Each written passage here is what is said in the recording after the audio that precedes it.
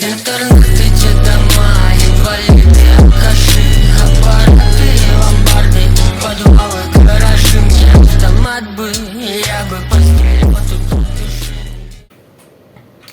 Assalamualaikum warahmatullahi wabarakatuh. Perkenalkan, nama saya Muhammad Tiram Arsyad, absen 21 dari kelas 11 MIPA 3. Nah, pada kali ini saya akan melakukan review dari semester 2, yaitu tentang materi fisika. Nah, materi-materi ini terdiri dari gelombang mekanik, gelombang bunyi, gelombang cahaya, dan juga alat optik. Berikut akan saya jelaskan berikut daftar isinya. Yang pertama, yaitu yang akan kita bahas di PPT kali ini atau review kali ini. Yang pertama itu adalah gejala gelombang. Gejala gelombang ini terdiri dari pengertian, klasifikasi, sifat dan sifat gelombang. Lalu juga gelombang berjalan dan juga gelombang stasioner. Lalu kita juga akan membahas gelombang bunyi, di mana kita akan tahu apa itu pengertian bunyi, frekuensi pada pipa organ terbuka dan tertutup, dan juga frekuensi pada dawai. Lalu juga kita akan mengetahui apa itu efek Doppler dan juga intensitas dan taraf intensitas pada bunyi. Ya, lalu bab ketiga yaitu adalah kita akan membahas gelombang cahaya, di mana di gelombang cahaya ini kita akan mengetahui pengertian dari optika fisis dan interferensi cahaya, serta difraksi cahaya dan juga polarisasi cahaya. Dan terakhir kita akan membahas yaitu alat-alat optik, yaitu mata manusia, lup atau kaca pembesar, teropong, dan juga mikroskop. Oke, bismillahirrahmanirrahim. Kalau gitu saya mulai dari bab pertama. Bab pertama itu adalah gejala gelombang. Nah, apa sih itu gejala gelombang? Nah, kita mulai dari pengertiannya. Apa itu gelombang? Gelombang adalah usikan atau riak atau getaran yang merambat di dalam suatu ruang. Atau gelombang itu memindahkan energi dari satu tempat ke tempat lain tanpa membawa materi yang dilewatinya. Jadi materi-materi dalam medium tersebut itu tuh nggak ikut merambat, jadi cuma energi doang yang pindah, tanpa mediumnya itu ikut berpindah juga gitu. Nah, selanjutnya itu adalah klasifikasi gelombang. Nah, klasifikasi gelombang ini dibagi menjadi 3. Yang pertama itu berdasarkan medium perambatannya. Nah, berdasarkan medium perambatannya, yang kita tuh bisa tahu yang pertama itu adalah gelombang mekanik. Gelombang mekanik ini adalah yang membutuhkan medium. Contohnya itu bunyi, tali, air laut, ombak, permukaan air laut, dan lain-lain. Lalu juga kita tahu gelombang elektromagnetik juga termasuk gelombang, yaitu jenis gelombang yang tidak butuh medium. Contohnya itu cahaya, sinar X, sinar gamma, UV, infrared, dan lain-lain. Seperti cahaya pada umumnya. Lalu lanjut, yaitu klasifikasi gelombang berdasarkan, ini cahaya tampak ya. Jadi gelombang cahaya tampak itu Magic-Hibiniu seperti warna pelangi. Lalu lanjut kita berdasarkan arah perambatannya. Nah, berdasarkan arah perambatannya, yang pertama itu adalah transversal. Transversal itu artinya adalah arah getar ini tegak lurus dengan arah rambat. Contohnya itu seperti gelombang tali, gelombang elektromagnetik, dan lain-lain. Lalu juga longitudinal, yaitu arah getar ini sejajar dengan arah rambat. Contohnya itu gelombang bunyi dan gelombang pada selingki. Jadi cara ingatnya itu transversal itu tegak lurus, kalau longitudinal itu artinya sejajar. Lanjut, berdasarkan amplitudo dan fase gelombang. Nah, kalau berdasarkan amplitudo, gelombang ini bisa dibagi menjadi gelombang berjalan dan juga stasioner. Nah, pada gelombang berjalan, ini tuh bergerak melalui medium, yang artinya amplitudonya itu selalu sama di semua posisi. Jadi mau di posisi A, posisi B, posisi C, dan lain-lain itu akan selalu sama amplitudonya. Lalu juga ada gelombang stasioner. Nah, gelombang stasioner ini dia tuh tidak bergerak melalui medium. Artinya amplitudonya itu tidak sama di semua posisi. Misalnya di posisi A itu bisa saja berbeda dengan di posisi B gitu amplitudonya. Oke, kita lanjut. Nah, selanjutnya itu adalah sifat-sifat gelombang. Nah, sifat-sifat gelombang ini itu dibagi menjadi 6. Yang pertama yaitu pemantulan atau refleksi, yaitu perubahan arah rambat gelombang saat bertemu dengan batas dua medium. Lalu ada pembiasan atau refraksi, yaitu peristiwa pembelokan arah lintasan gelombang karena melalui dua medium yang berbeda. Lalu juga penggabungan interferensi, yaitu perpaduan antara dua gelombang cahaya dibagi menjadi dua, yaitu intervensi konstruktif apabila dua gelombang tersebut itu bertumbuk dengan fase yang sama, sehingga tuh membuat kayak gelombang itu makin besar gitu, gelombang resultannya. Sedangkan kalau destruktif itu justru malah beda fase yang berbeda, sehingga membuat gelombang itu jadi menghilang atau bahkan berkurang atau menghilang gitu gelombangnya. Selanjutnya yaitu adalah pelenturan atau difraksi. Nah, pelenturan ini atau penyebaran gelombang melewati celah sempit. Nah, lalu ada penguraian atau dispersi, yaitu penguraian warna polikromatik putih menjadi monokromatik saat seberkas cahaya dilewatkan melalui prisma. Lalu juga ada yang terakhir yaitu penyerapan atau polarisasi, atau bisa disebut juga sebagai pengkutuban, yaitu terserapnya sebagian arah getar gelombang. Nah, selanjutnya itulah besaran dasar gelombang. Nah, di besaran dasar gelombang ini kita tuh ada gelombang transversal. Ini tuh amplitudonya ini yang tinggi bukitnya. Jadi transversal itu terdiri dari satu bukit dan satu lembah. Satu gelombang itu terdiri dari satu bukit dan satu lembah gitu. Ini ada kelihatan nih, ini bukit, ini lembah gitu. Nah, selanjutnya itu adalah gelombang longitudinal. Nah, longitudinal ini sejajar. Jadi satu gelombang itu terdiri dari satu regangan dan satu lepas. Jadi satu rapatan dan satu regangan. Nah, satu gelombang ini yaitu adalah satu rapatan dan juga satu regangan gini. Nah, untuk besaran-besaran dasarnya yaitu adalah frekuensi, periode, panjang gelombang, dan juga cepat rambat gelombang.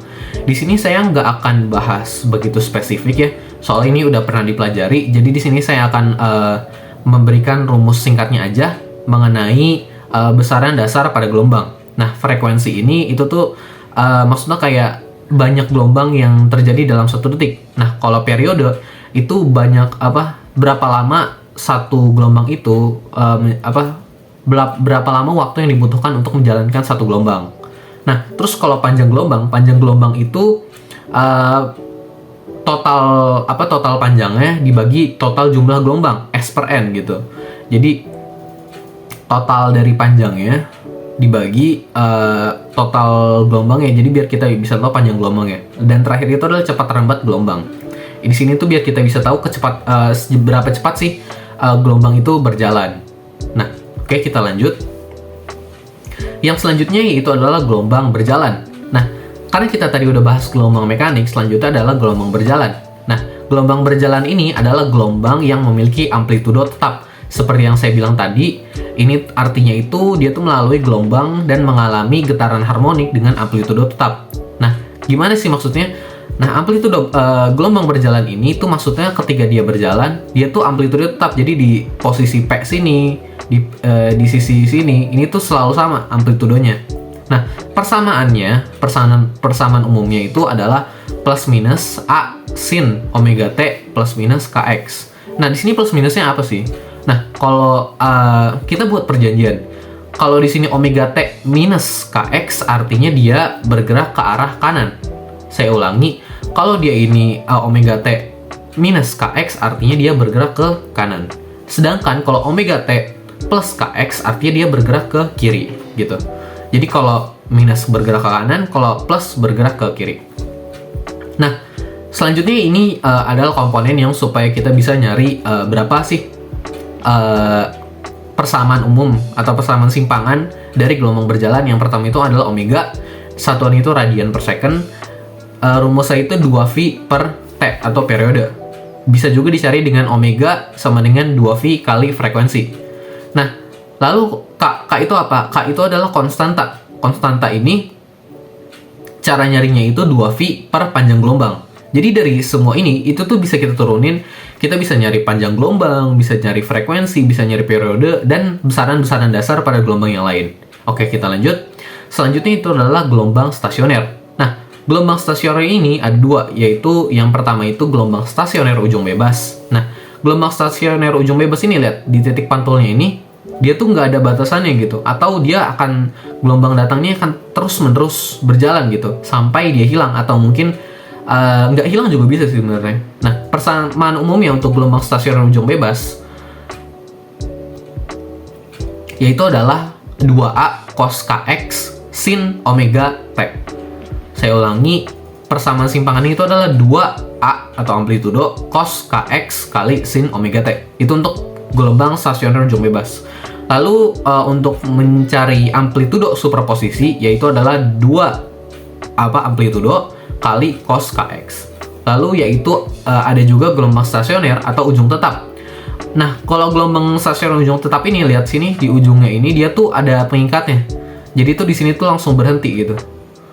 Nah, kalau gelombang stasioner ujung terikat, nah itu dia tuh persamaan simpangan itu sedikit berbeda.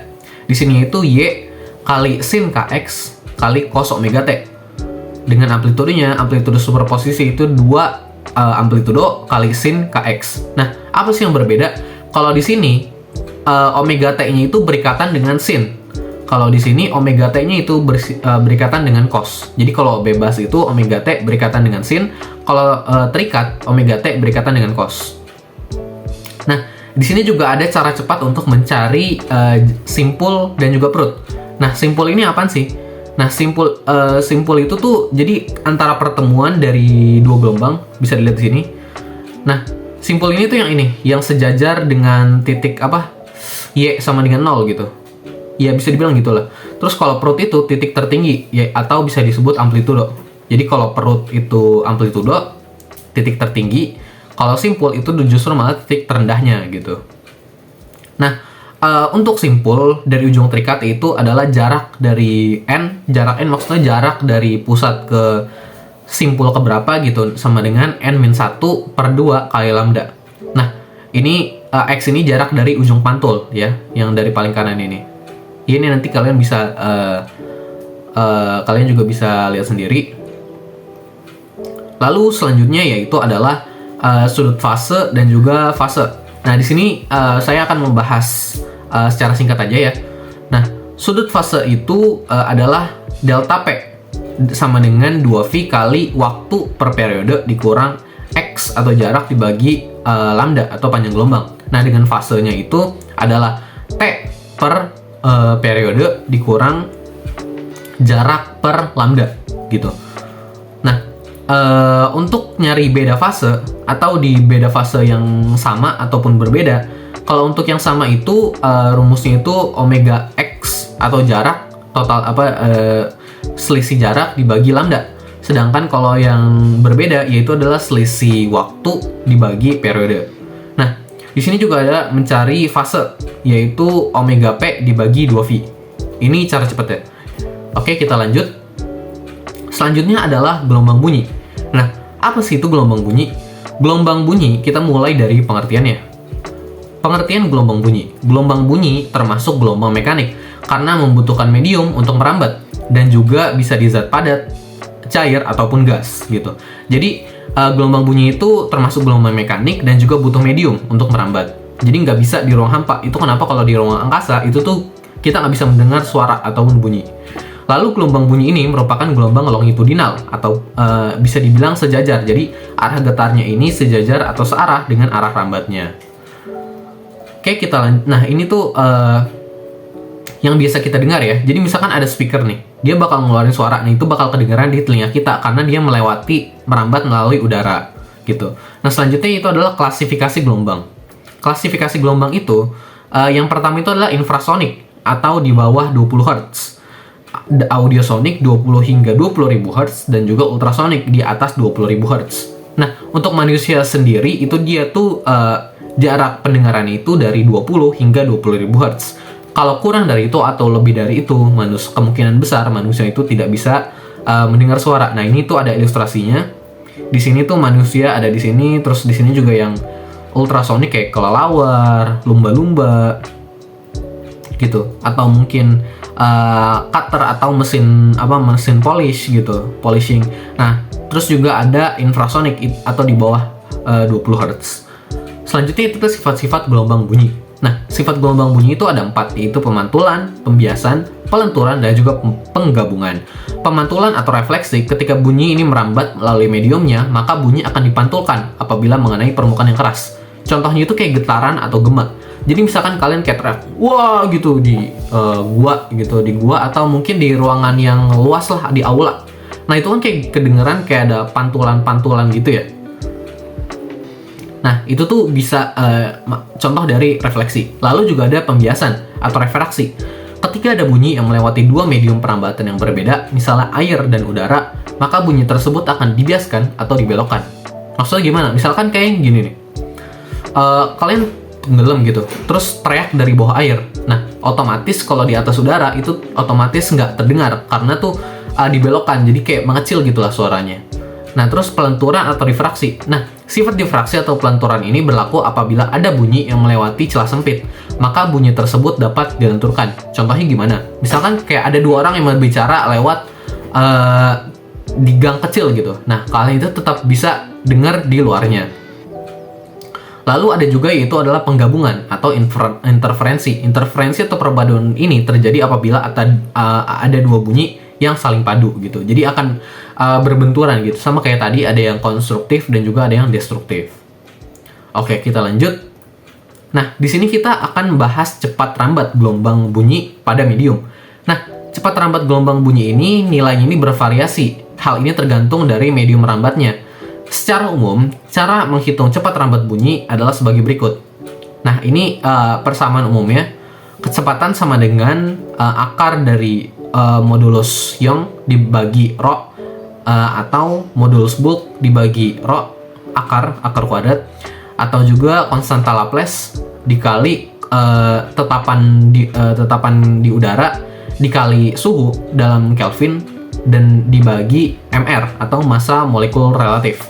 Nah, di sini kecepatan rambat bunyi di zat padat itu lebih besar daripada zat cair dan lebih besar daripada di zat gas gitu. Jadi misalkan ada bunyi nih dengan suara yang sama gitu, frekuensi yang sama, itu dibunyiin dari padat, cair, sama gas. Itu tuh kalau kita hitung kecepatannya, itu tuh pasti lebih cepat padat dulu, baru cair, baru gas. Nah, ini keterangannya bisa kalian lihat. Nah, untuk konstanta gas umum yaitu adalah 8,314 Joule per mol Kelvin.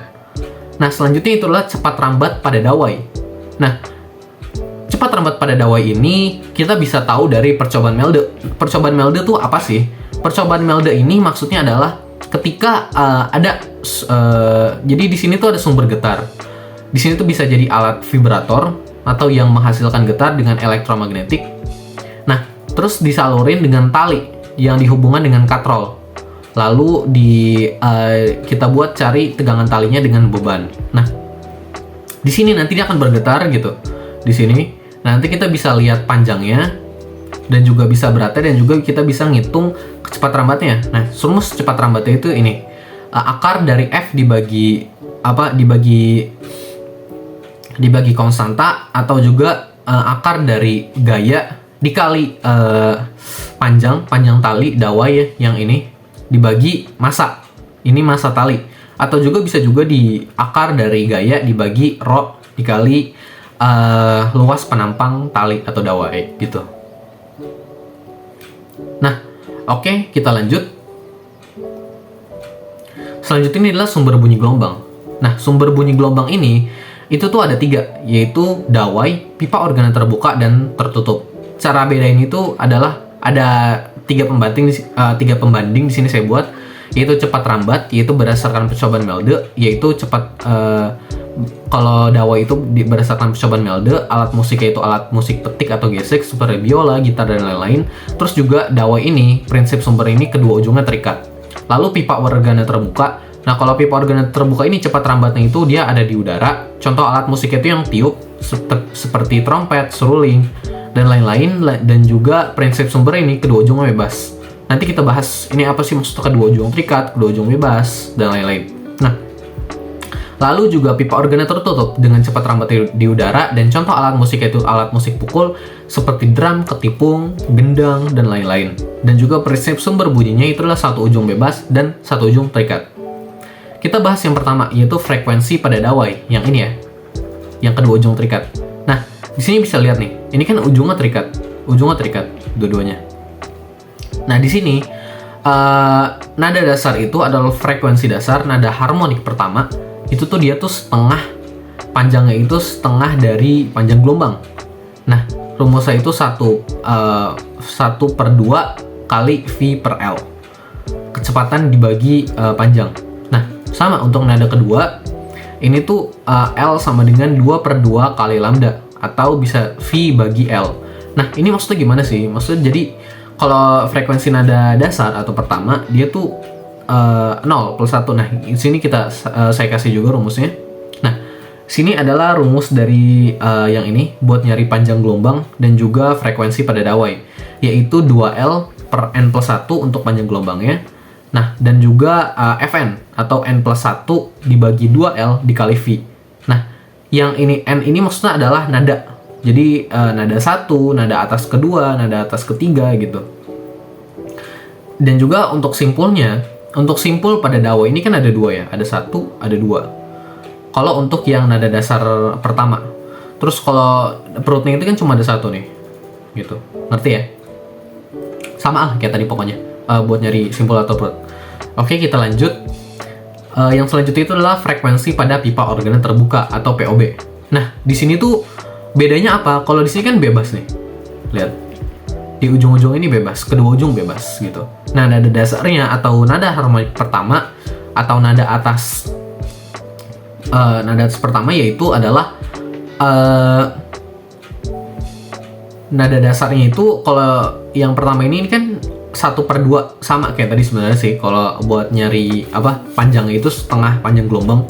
Nah, sama ini tinggal masukin aja, nggak beda jauh. Kalau untuk rumus panjang gelombang dan juga frekuensi, yang beda itu cuma simpul dan juga perut. Kalau di simpulnya ini, dia tuh kan sudah, kalau nada dasar dia cuma ada 1 dan perutnya ada 2, ya kan? Lihat, perutnya ada 2. Kalau yang tadi yang dawai itu dia simpul ada 2, perutnya cuma ada 1. Oke, kita lanjut yang terakhir, yaitulah pipa organ tertutup atau POT. Nah, kalau di sini bedanya adalah panjangnya itu dia tuh 1/4 dari panjang gelombang. Lihat sini tuh. Tuh, ini kan 1/4 ya, 1/4 panjang gelombang. Nah, nada dasarnya ini dicari dari panjang gelombang 0, 4L per 2N plus 1 gitu. Nah, kalau di sini sedikit berbeda dengan rumus dawai dan pipa organ tadi untuk mencari panjang gelombangnya. Jadi sini kalian tuh harus hati-hati juga. Nah, untuk simpul dan juga jumlah perutnya ini tuh sama. Misalnya kayak nada, kalau di nada dasar artinya 1 gitu. Jadi tinggal plus 1 aja sih sebenarnya. Jadi sama untuk rumus simpul dan perutnya. Oke, kita lanjut. Selanjutnya adalah efek Doppler. Nah, efek Doppler ini maksudnya itu adalah ketika kalian tuh mendengarkan ambulans gitu, ambulans lewat. Itu kan kayak pas mendekat itu kan suaranya mengencang. Tapi pas sudah menjauh gitu, itu suaranya memelan gitu. Nah, di sini ada rumusnya. Frekuensi pendengar yang didengar oleh pendengar itu adalah sama dengan V. V ini kecepatan rambat di udara plus minus kecepatan si pendengar dibagi cepat rambat di udara plus minus kecepatan dari sumber suara dikali frekuensi sumber suara. Nah, di sini gimana cara nentuin plus minusnya? Nah, kalau pendengar ini mendekat ke sumber suara dia akan plus. Lihat di sini. Kalau dia menjauh dia akan minus. Terbalik, kalau sumber suara dia itu mendekati pendengar, maka dia akan minus. Dan kalau menjauhi pendengar dia akan plus. Nanti dimasukin di sini. Selanjutnya itu adalah intensitas dan taraf intensitas.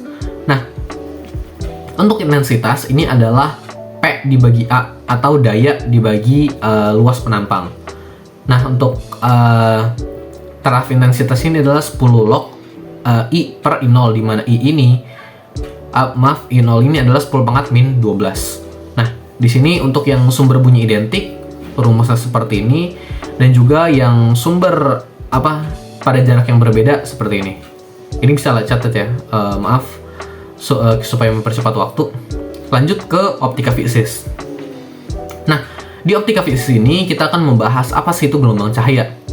Nah, pertama itu pengertian dari gelombang cahaya. Gelombang cahaya ini adalah gelombang elektromagnetik yang dapat dirasakan oleh mata, terdiri atas perubahan medan magnet dan medan listrik yang tegak lurus, yaitu adalah gelombang transversal. Dan juga gelombang cahaya ini yang kasat mata disebut dengan cahaya tampak, dengan panjang gelombang itu 380 sampai 750 nanometer. Lihat sini, Meiji-ku Hibiniu gitu. Jadi yang dari yang panjang gelombang paling rendah itu adalah ungu artinya, Meiji-ku Hibiniu. Jadi diurutinnya itu ke belakang gitu ya. Selanjutnya itu adalah karakteristik gelombang cahaya. Nah, untuk karakteristik gelombang cahaya, yang pertama itu tidak perlu medium, terus juga merambat lurus artinya, dan dia juga termasuk gelombang transversal dan dia merambat lurus dengan laju c. C ini adalah kecepatan cahaya di udara atau 3 kali 10⁸ meter per second, di mana c ini cepat rambat ini sama dengan lambda per f, sama seperti rumus cepat rambat pada umumnya. Nah, untuk panjang gelombang cahaya ini satuannya adalah meter dan frekuensinya ini adalah hertz. Oke, kita lanjut, yaitu adalah sifat gelombang cahaya. Nah, sifat gelombang cahaya ini tuh ada 6.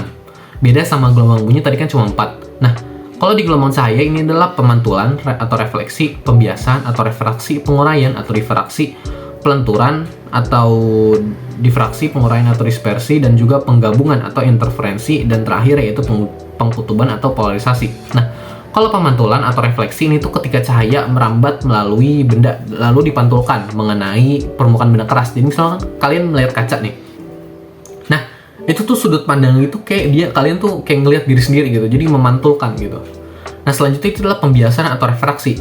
Nah, ketika cahaya ini melewati dua medium perambatan yang berbeda, maka akan dibiaskan atau dibelokkan. Jadi, misalnya kayak kalian lagi naruh pensil ke dalam gelas deh, lihat. Nah, kalau kalian naruh ke dalam gelas, itu dia bakal kayak belok sedikit gitu loh, si bayangannya. Nah, terus juga penguraian atau dispersi. Nah, penguraian atau dispersi ini dia tuh penguraian cahaya menjadi komponen-komponen cahaya tampak seperti pelangi, yaitu Meiji-ku Hibinio. Nah, selanjutnya itu adalah pelenturan atau difraksi. Difraksi ini, pelenturan ini berlaku apabila ada cahaya yang melewati celah sempit. Nanti akan kita bahas. Lalu penggabungan atau interferensi atau perpaduan ini terjadi apabila ada cahaya yang saling padu. Maaf, ini harusnya cahaya ya, bukan bunyi. Dan juga pengkutuban atau polarisasi, yaitu berkas gelombang cahaya akan melewati suatu bahan atau polarisator. Jadi cahaya yang polikromatik akan diubah menjadi monokromatik gitu. Oke, kita lanjut. Nah, di sini kita bahas dari difraksi dulu. Pertama yaitu difraksi celah tunggal. Nah, di sini difraksi celah tunggal. Nah, di sini kan ada celah sempit nih, D, panjangnya D. Nah, ketika dia dilewati oleh cahaya yang panjang gelombangnya kayak seperti ini, dia tuh akan membentuk suatu bayangan, yaitu ada titik terang, titik gelap, titik gelap gitu, sampai kecil banget, sampai susah dilihat oleh mata. Nah, yang paling tengah, lihat di sini, dia ini tuh titik terang paling terang atau titik terang pusat gitu yang paling terang. Nah, di sini untuk pola garis gelap untuk mencari ini kan titik terang, ini gelap, ini titik terang, ini gelap, ini titik terang, gelap, dan lain-lain. Nah, untuk mencari pola mencari panjangnya atau mungkin panjang dari terang pusat. Nah, itu rumusnya ini untuk pola garis gelap dan juga pola garis terang itu seperti ini. D sin theta n plus setengah lambda itu untuk pola terang, dan juga D sin theta sama dengan n kali lambda itu yang pola garis gelap. Selanjutnya itu adalah difraksi kisi. Nah, difraksi kisi ini dia tuh melewati celah sempit yang banyak, tapi besarannya itu atau lebar celahnya itu sama. Jadi dari atas sampai bawah ini tuh sama. Nih, lihat constant distance D. Kisi ini tuh gimana sih? Saya nggak tahu kisi kayak gimana. Nah, kisi ini dia tuh kayak jaring-jaring gitu. Jadi jaring-jaring kayak penjara lah istilahnya. Nanti dia bakal ngelewatin dan kebentuk spektrum di mana yang ini spektrum cahaya tampak gitu. Nah, untuk pola rumusnya sini sebenarnya mirip, cuma di sini rawan kebalik gitu. Nah, untuk pola terang itu adalah D sin theta kali n lambda. Pola gelapnya itu D sin theta kali n plus setengah lambda. Kok bisa beda? Nah, di sini lihat celah tunggal. Kalau di sini kan gelapnya itu nggak ada plus setengah. Kalau di sini terangnya itu kalau di sini gelapnya justru malah ada plus setengah. Jadi di sini harus hati-hati baca soal gitu. Terus juga nanti bakal ada yang namanya tetapan kisi atau goresan tiap satuan panjang gitu. Jadi nanti kalian juga kadang ditanya berapa sih goresan dari si kisi ini gitu. Nah, oke, kita lanjut. Terus selanjutnya kita akan bahas interferensi yang. Interferensi yang ini adalah dia tuh melewati dua celah gitu. Jadi kalau difraksi tadi melewati satu celah, kalau interferensi ini melewati dua celah, jadi nanti dia tuh gelombang cahaya itu bakal tabrak-tabrakan gitu. Nanti ada yang mati, ada yang nyala, ada yang mati, ada yang nyala. Jadi kayak ada yang destruktif, ada juga yang konstruktif gitu. Ada yang bikin terang, ada yang bikin gelap gitu. Itu kenapa di sini nanti ngebentuk pola terang gelap, terang gelap. Nah, di sini untuk pola terangnya itu adalah rumusnya D sin theta kali n lambda. Dan juga untuk pola gelapnya di sini bedanya D sin theta kali n minus dikurangi setengah lambda. Nah, di sini untuk cara cepatnya itu adalah delta Y. Delta Y ini maksudnya itu jarak dari satu gitu. Jarak satu dari terang ke gelap gitu. Rumusnya itu adalah lambda kali L per 2D. Di sini bisa dicatat rumusnya. Selanjutnya itu adalah polarisasi cahaya. Nah, polarisasi cahaya ini tuh seperti yang saya bilang tadi, ketika cahaya ini melewati bahan polarisator gitu, mengubah cahaya dari polikromatik jadi monokromatik gitu. Nah, di sini tuh akan melewati dua polarisator. Nah, yang pertama ini polarisator, yang kedua analisator. Yang analisator ini dia bakal diputar gitu beberapa derajat dari si polarisator supaya dia tuh cahayanya itu terpolarisasi gitu. Nah, rumusnya itu adalah I1 sama dengan setengah I0. Maksudnya intensitas cahaya 1 sama dengan setengah intensitas cahaya 0 gitu untuk yang polarisasi pertama. Untuk yang intensitas cahaya kedua yang ada di sini, rumusnya itu adalah intensitas cahaya pertama dikali cos kuadrat theta. Tetanya itu ini. Berapa sudut yang diputar dari analisator dengan polarisator gitu. Kalau ada polaroid ketiga, ya udah tinggal ulangin aja rumusnya. Oh iya, selanjutnya ini adalah ada tambahan, yaitu daya urai alat optik. Ini masuknya ke difraksi sih. Nah, kalau daya urai alat optik ini tuh jadi kayak, misalnya kalian lagi ngelihat mobil gitu. Mobil kan cahayanya ada dua gitu. Cahayanya ada dua. Nah, kalian kalau lihat makin jauh itu dia akan kayak menggabung gitu. Makin menyatu gitu. Sampai akhirnya nanti kalau kalian udah titik maksimal atau DM di titik maksimal, di jarak maksimal kalian tuh cuma ngelihat satu cahaya, bukannya dua cahaya gitu, karena saking udah jauhnya gitu dan kelihatan kayak cuma ada satu cahaya gitu. Ini sebenarnya tambahan aja sih, tapi bisa dicatat gitu. Yang terakhir yaitu adalah alat optik. Nah, kita masuk ke bab terakhir ya. Nah, alat optik. Apa aja sih alat optik ini? Yang pertama ini adalah lensa. Nah, lensa ini adalah sepotong kaca atau bahan transparan dengan bentuk tertentu yang dapat membuat berkas sinar paralel yang saling berpotongan di satu titik gitu. Nah, di sini tuh ada lensa konvergen atau lensa cembung dan juga lensa divergen atau lensa cekung. Lihat di sini, ini konvergen bikonvergen. Ini juga ada convex konvergen dan juga sama sih, ini convex konvergen juga. Nah, kalau di sini lensa cekung yaitu adalah biconvex. Lalu ada apa ya namanya, lupa saya. Yaudah, pokoknya yang satu lagi convex konvergen. Nah, yang 1/f ini untuk nyari titik fokus lensanya. Jadi kayak titik fokus lensa ini di mana gitu, jarak berapa. Nah, ini adalah indeks bias dari lensa dibagi indeks bias medium dikurangi 1, lalu kali 1/R1 plus 1/R2. Nah, selanjutnya itu adalah rumus-rumus dasar yang dipakai untuk menghitung kekuatan lensa, fokus, dan juga perbesarannya. Nah, di sini bisa dilihat di tabelnya. Ada syarat-syaratnya ya untuk jarak fokus lensa, terus jarak bendak lensa, jarak bayangan, tinggi bayangan, dan juga kuat lensa. Nah, ini rumusnya. Ini harusnya udah dipelajarin sih. Ini buat rangkuman aja. Selanjutnya lensa cembung. Nah, kalau lensa cembung ini dia tuh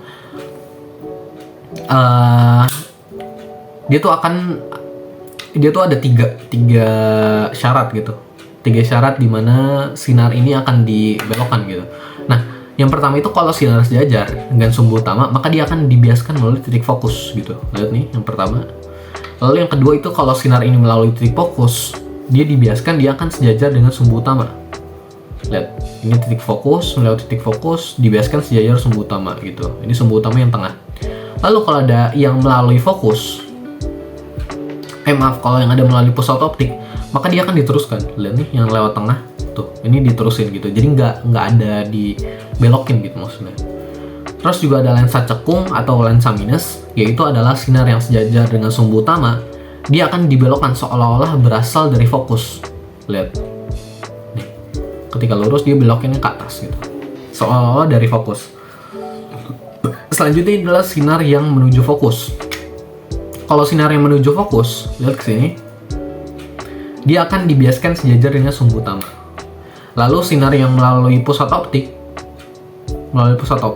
ini pusat optiknya dia akan diteruskan sama kayak tadi, sama cembung. Kalau di sinarnya melalui pusat optik, maka dia akan diteruskan gitu.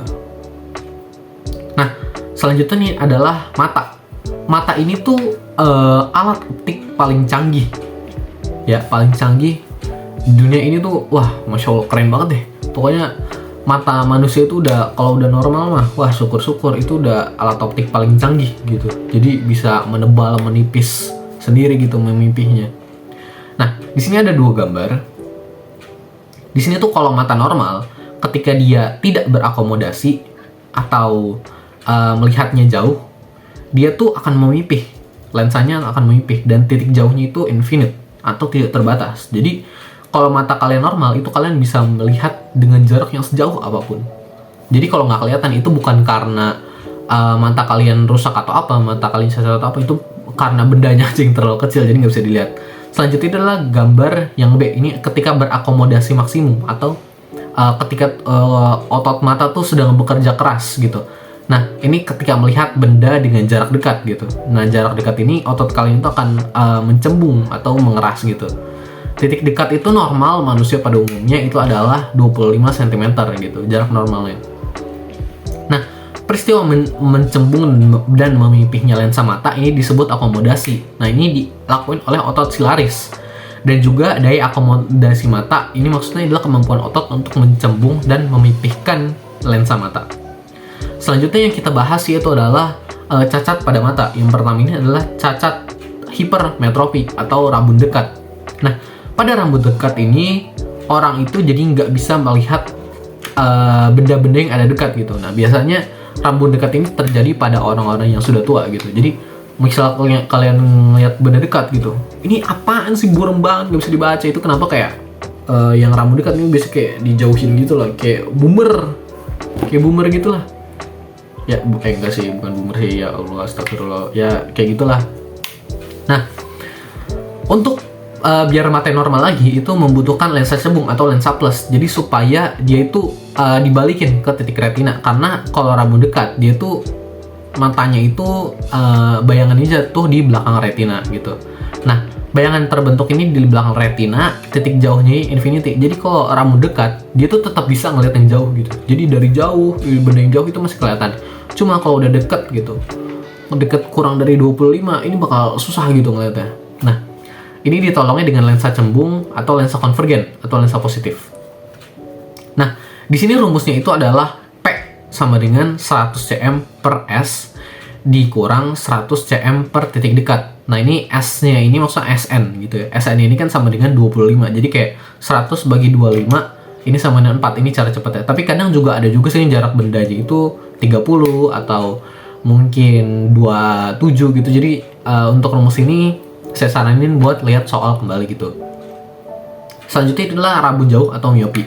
Nah, rambut jauh miopi ini cacat mata yang terjadi pada orang yang nggak bisa ngelihat benda jauh gitu. Jadi pas ngelihat benda jauh, wah buram.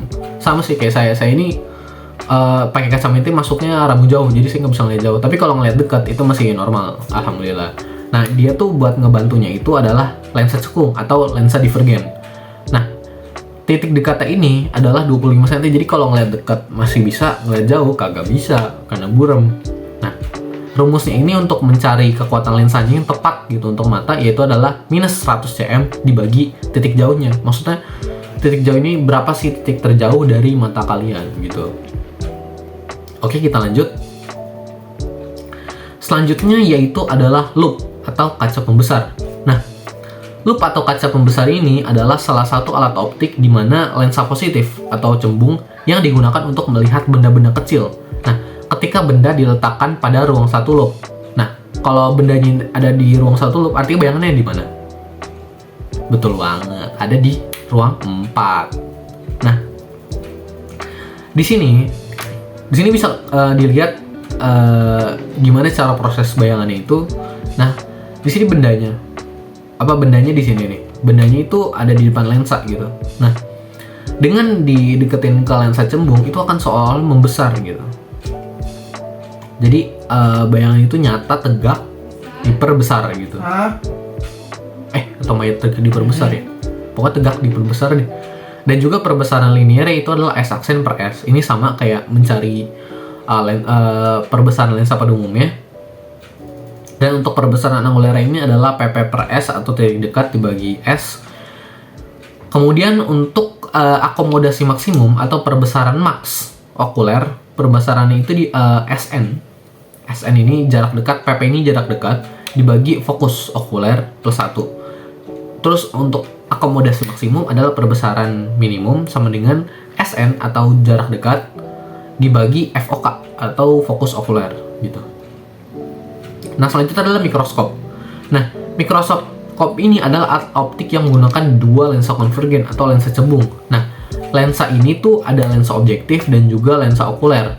Jadi diletakkan ada dua gitu, ada dua lensa cembung. Nah, bendanya ini diletakin di ruang 2 lensa objektif. Artinya bayangannya ada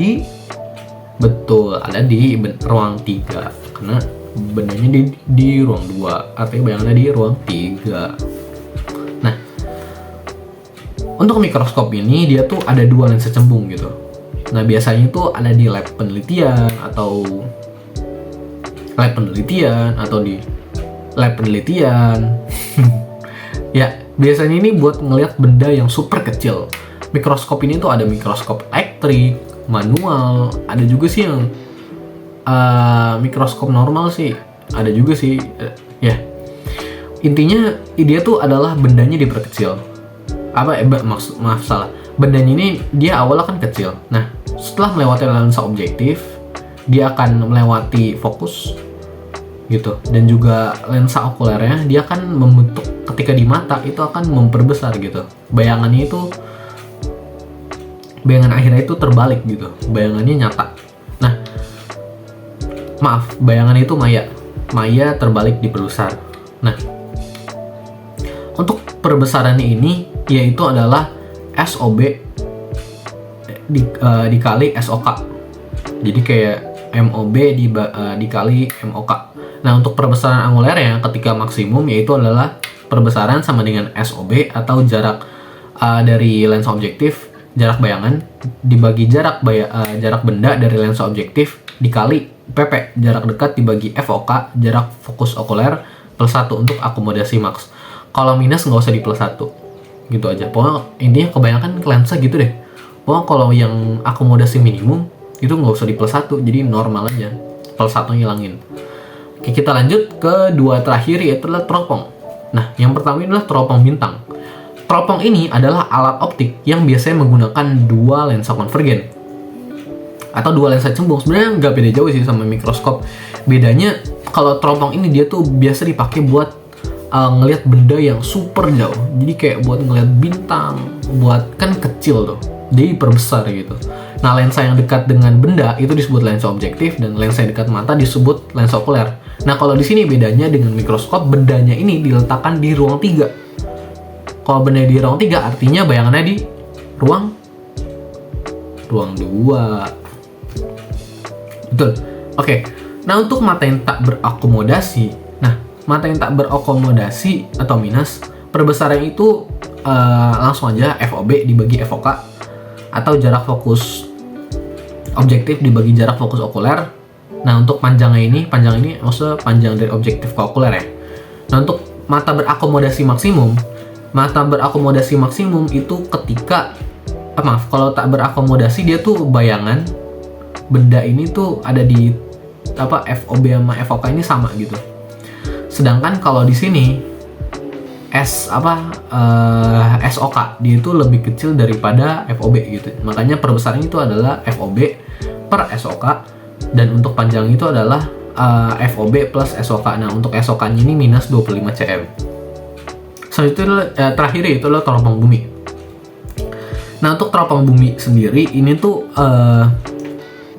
mirip-mirip. Bedanya di sini adalah perbesarannya rumusnya masih sama.